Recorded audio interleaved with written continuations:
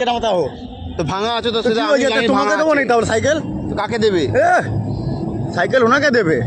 रुको जरा सबर करो। দাঁড়াবে তো, কোথায় চলে যাচ্ছে? সাইকেলটা কোথায় পেলে?